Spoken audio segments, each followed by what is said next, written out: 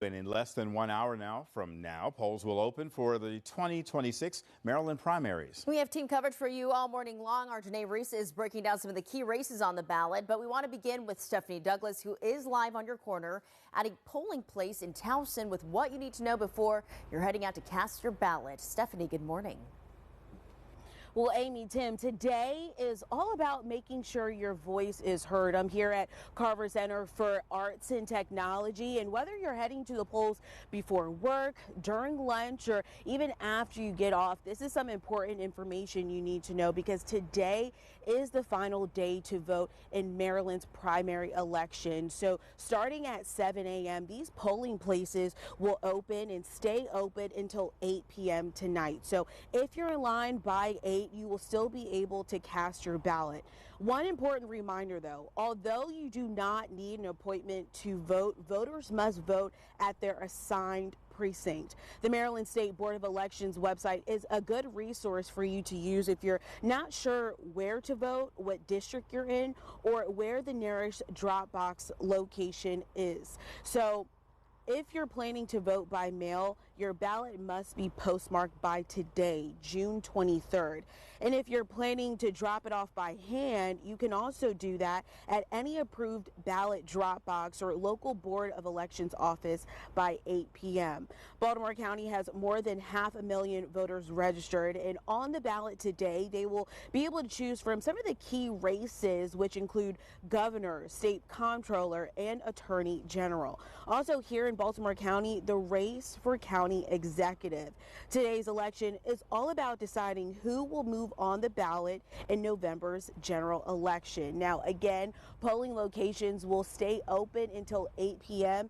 And again, just be sure to double check where your assigned precinct is located before heading out to vote today.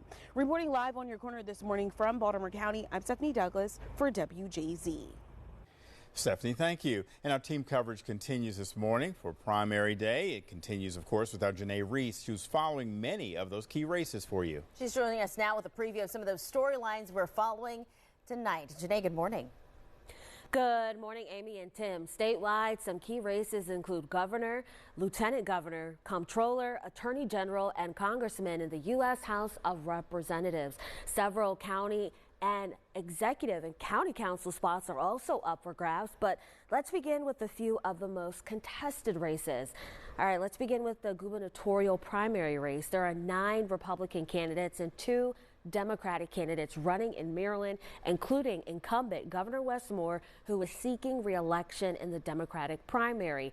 Of the 9 Republican candidates vying for a spot in November's general election are former state delegate Dan Cox and longtime businessman Ed Hale. Now, all eyes are also on the highly critical race for Baltimore County executive. The county council appointed Kathy Klausmeier to fill the rest of Johnny Olszewski's term after he was elected to Congress in 2024.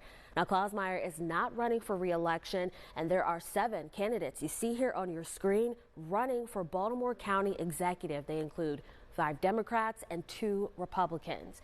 Now, another noteworthy race is for Baltimore County State's attorney. Incumbent Scott Schellenberger is seeking a 6th term. He's facing Sarah David and Lauren Lipscomb, and right now there are no Republicans running in this race.